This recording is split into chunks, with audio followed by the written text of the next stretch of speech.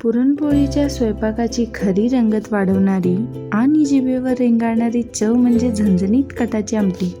डाळ शिजवून गाळून घेतलेलं हे पिवळं धमक येळवणी म्हणजेच कटाचं पाणी एका भांड्यामध्ये आपण काढून घेतलेलं आहे. चला तर मग आमटीसाठी लागणारा मसाला बनवूयात. 1 छोटी दालचीन, 4 ते 5 लवंग, 1 छोटा चम्मच जिरे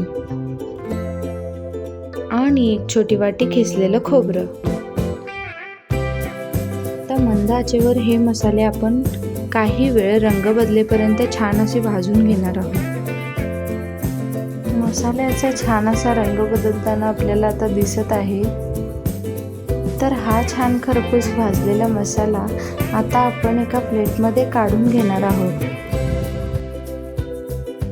त्याच कढईमध्ये थोडंसं तेल घालून एक मध्यम आकाराचा बारीक चिरलेला कांदा आपण छान मंद आचेवर भाजून घेणार आहोत.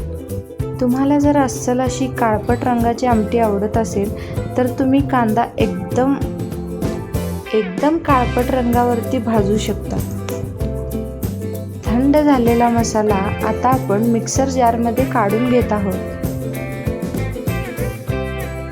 तसेच यामध्ये 1 इंच आल्याचा तुकडा घातलेला आहे. त्याचप्रमाणे 10 ते 12 पाकळी लसूण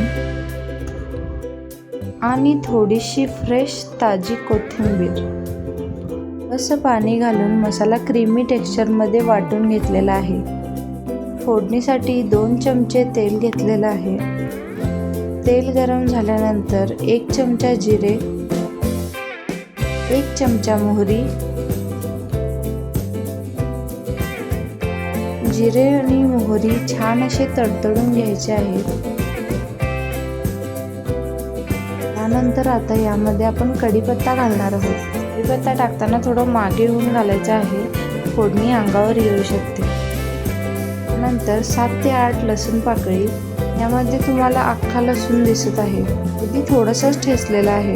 तर आता आपण यामध्ये आपलं तयार केलेलं वाटण घालत आहोत. मंद आचेवर मसाला 5 ते 10 मिनटं छान असं तेल सुटेपर्यंत भाजून घ्यायचं आहे. 1 चमचा हळद आणि तुमच्या आवडीनुसार चटणीचं प्रमाण.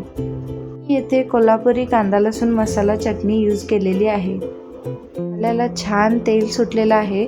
तर आता आपण यामध्ये आपली येळवणी घालूयात. आता आपण यामध्ये आपली येळवणी घातलेली आहे. तुम्हाला ज्या पद्धतीचा दाटसरपणा आपल्या आमटीला ठेवायचा आहे त्या पद्धतीने तुम्ही यामध्ये गरम पाणी ॲडजस्ट करून घाला. तर आजचा सिक्रेट इन्ग्रेडियंट आहे पुरण. गूळ किंवा साखर घालण्याऐवजी यामध्ये थोडंसं पुरण घाला.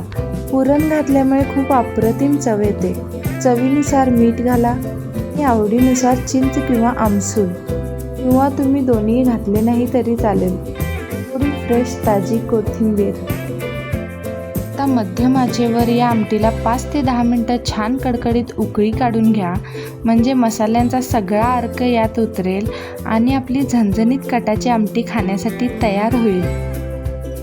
गरमागरम इंद्रायणीचा भात किंवा मऊशार पुरणपोळीसोबत ही आमटी एकदम भन्नाट लागते. तर कधी बनवताय ही आमटी कमेंट्समध्ये नक्की सांगा. हा झणझणीत बेत नक्की करून पहा. रेसिपी आवडली असेल तर लाईक करा आणि तुमच्या मित्रमैत्रिणींसोबत शेअर करायला विसरू नका. आपल्या चॅनलवर अशाच अनेक पारंपरिक आणि चविष्ट रेसिपीज उपलब्ध आहेत, त्याही वेळ काढून नक्की पाहून घ्या.